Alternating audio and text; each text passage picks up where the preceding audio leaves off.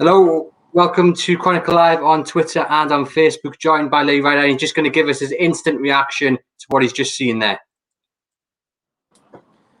Yeah, I mean, Newcastle United tonight, I mean, what can you say? They wasted an opportunity. You look at the way they set the game up, and they were playing like an away team against a side who are threatened by relegation. And the reality is that Newcastle were inviting pressure on all the way through the game, and Fulham were made to look like world beaters. And the only reason Newcastle got back in the game was due to a bit of fortune, getting a penalty, and obviously the sending off. But even then, they still couldn't finish Fulham off. And realistically, it's just not good enough. It's not an acceptable one. It leaves them open to all kinds of questions. I know they've had the COVID outbreak in recent days, but at the end of the day, they themselves are saying we can't use that as an excuse. So they take a point, better than absolutely nothing. But the reality is they could emerge from the next two games with nothing against Liverpool and Man City. So this was a real wasted opportunity. It's going to be very interesting to hear what Steve Bruce has to say in the press conference. Parking the bus against a Fulham side who'd conceded 22, 23 goals already this season it just seemed ludicrous, to be totally honest. And there needs to be a big explanation about this. And what can you say? If there'd been fans in tonight, then I'm sure they'd have been booed off. Was it a penalty for you? I know the referee went to VAR to check it. Question: Scott Parker's not happy, which I guess he wouldn't be. But penalty for yourself? Yeah, I've seen them given. I've seen them not given for stuff like that. So again, they were lucky. It could have gone the other way, and they could have ended up with nothing. But it was just the way they couldn't find a way through. And there was just even at the very end of the game, Newcastle win a free kick on the left-hand side, and they end up playing it backwards and don't get it in the box. And the ref looks at them and says, "Well, I'm going to have to blow now." So it was just a wasted opportunity, and there's no excuses. Dreadful night for Newcastle. 1 point. It feels like they've been beaten here. When the dust settles, it's a point. They're 8 points above the relegation zone. But this is not a side that look like they're progressing to me. We keep hearing, Newcastle are progressing. We're moving forward. They're not moving forward. They can't beat relegation fodder at home. So a really disappointing night all round. What impact do you think this might have on Tuesday, given not just the result, but how badly they performed tonight? Well, if they play like they played in the first half against Brentford, then that'll be another cup run over. So disappointing again. That game, the season hinges on it really. Can they get to a semi-final? But not if they play like that. No, and just finally, the percentage at half-time was something like 66 to Fulham. I mean, they dominated that first half. That's not good enough, is it? It's at James's Park. No, but it was the players were following the instructions of the manager. The manager told them to play deep. So the players will turn around and say, well, that's what we were asked to do. The talking point is, why did you not go for it against Fulham? Are we afraid of Fulham now? It's just ludicrous, as I say. That's two newly promoted sides. They played and they've been intimidated by them both. A lot of people scratching their head about that one, and it's going to be interesting to see where they go from here.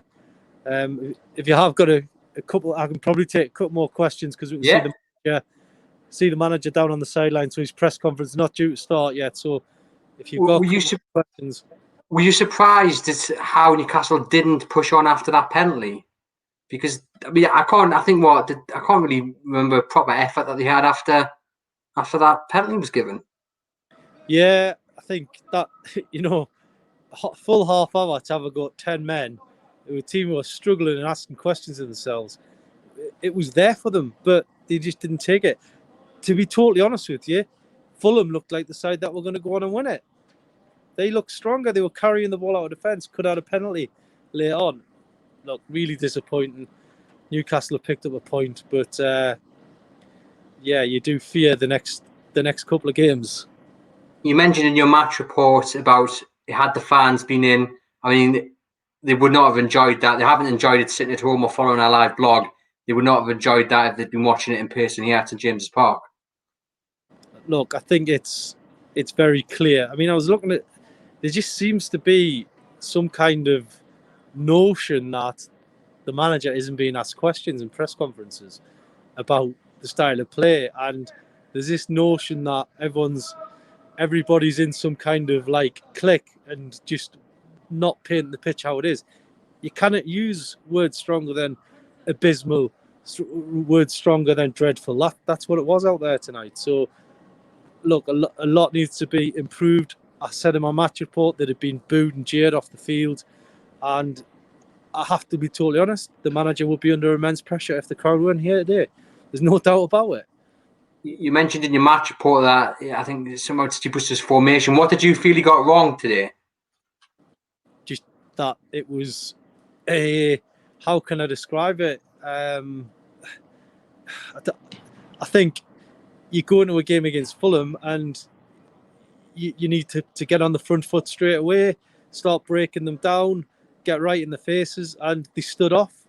There was two holding midfielders in their own half, and they were afraid of Fulham, who've struggled this season and only newly promoted. So it's hard to put it. It's just ludicrous decision making, really, and you know that's probably the only way I can put it without saying something that you might need a bleeper for.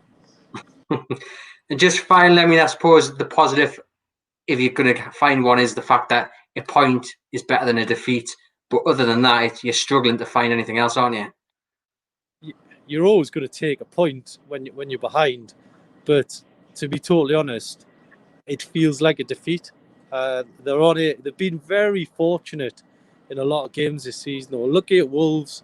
They were certainly lucky at Tottenham. They've avoided a couple of hidings along the season. They got one at Leeds. To be honest, Fulham, you can see them down there warming down some of the players and the staff, and they're the ones who'll be getting back on the plane disappointed they haven't won here. You know, they dominated for most of the game. Even with 10 men, they looked at the better of the side. So at the end of the day, it's not the Christmas boost we were looking for. Let's put it that way. Not at all. Well, there's Lee at St James's Park. He's going to head off to speak to Steve Bruce in his press conference. Thanks very much, Lee, as always. You can head over to Chronicle Live to read Lee's match reports and his player ratings. And for those who didn't watch the match, it wasn't pretty for Newcastle at all. Dominated in the first half, 66% possession to Fulham, who were 1-0 up. Matt Ritchie own goal. But what was annoying about the goal was that Eli Bayo had a header moments before that, about 10 minutes before, free header, and he put it wide. He should have scored. He then had another one, same position again, free man, heads it, hits Matt Ritchie and goes in. Yes, comical defending, lucky a little bit, but the point is that he's got a free header again. Where's the leadership? Where's someone just like saying, like, let's get these men marked? And Fulham just really on top. Newcastle get the penalty. Lots of discussion whether it was a penalty. He did seem to have a handful of his shirt. Scott Parker, the Fulham boss, says Callum Wilson was, if anything, fouled outside the box and then dived into it. There was a VAR check. Yeah, you've seen them given, as Lee said, you've seen them not.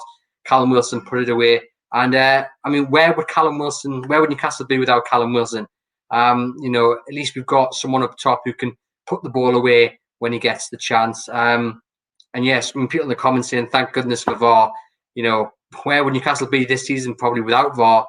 You dread to think. And even after the sending off, Fulham with a better side. I mean, there was a Joe Linton chance the keeper came off the line to save, but I mean, Lookman forced Darlow into a good save after Fulham were reduced to 10 men, and Newcastle just never got going. They never really pressured them, and it was just disappointing to see. Even when Dwight Gale came on, there was nothing really there threatening, and it's worrying.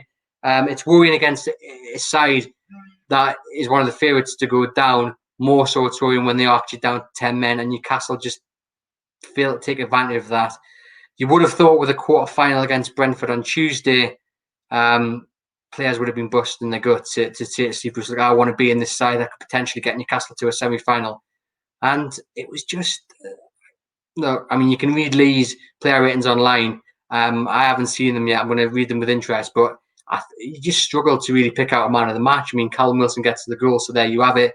Darlow again, that decent enough performance, but Newcastle just struggling. And I think, yeah, again, it shows the need, in my opinion, for central midfield in January. They're lacking something in midfield, just to grab the game. They just look devoid of creativity, devoid of direction, rudderless, leaderless. There's so many words you can use. You should read Lee's match report. He's very blunt in it. We'll hear what Steve Bruce has to say momentarily. He's just been on with Sky as well. Head over to Chronicle Live where you'll have 5 things and everything else, player quotes and what have you. In the meantime, I hope you can enjoy what remains of your Saturday evening and the rest of the weekend. And we look ahead to Tuesday. Ivan Toney, Brentford. They won again today, 3-1. Toney didn't score, but he's already said he's looking forward to that game on Tuesday. So we will bring you that, of course, live here on Chronicle Live. But in the meantime, enjoy the rest of your weekend. Please head over to Chronicle Live to keep up to date with all the latest Newcastle United news.